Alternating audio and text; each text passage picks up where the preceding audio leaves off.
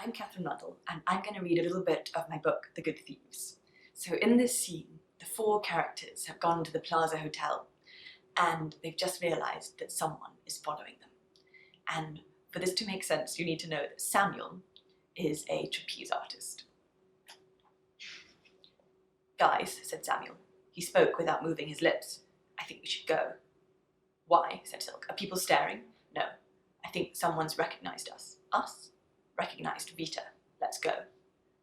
But as they moved for the vast glass doors out to the street, the man came back in, with two others following behind, both clad in grey suits. Their eyes were fixed on Vita. She felt her body seize up. Samuel looked from Vita's face to the men and back. "Run," he whispered. "I've got an idea. Arcady, I need your help." "But," began Silk. "Just run." Samuel had that same sharp, unswerving look that Vita had seen on his face when he had jumped out of the midnight window. "Go," he said. He pushed past the other three, rubbing the inside of his elbow, rolling his shoulders, as if about to mount the trapeze and fly. Arcady ran after him. "Come on," hissed Silk. "I know a way out."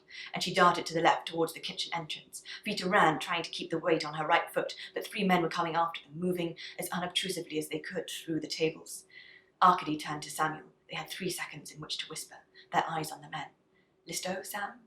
"Ready," said Samuel. "Hep," said Arcady, and he held out 2 hands, his fingers entwined. Samuel bit his lips together, set his foot on the stirrup of Arcady's hands, and leapt like a ballet dancer into the air. He landed sitting astride the shoulders of the statue of Hermes, scrambled up into a crouch, leaped again, and seized hold of one of the ropes that bore the autumnal wreaths. Leaves showered across the room. A woman in a pear-dotted beret choked on her tea. A small child cheered. A fluffy white poodle barked.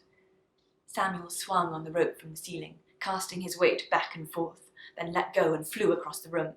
He pointed his feet, stretched out his arms, and landed in the leaves uppermost of the palm trees, which fell with a crash.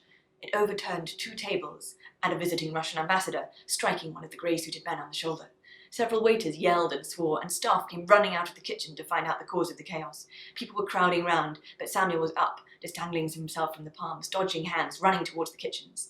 The tattooed man pushed aside a shouting waiter and reached out his hand to grab at Samuel's back. Arcady whistled, and the miniature poodle barked. He pointed, and the man found a small bowl of toothy fluff flying at his upper thigh.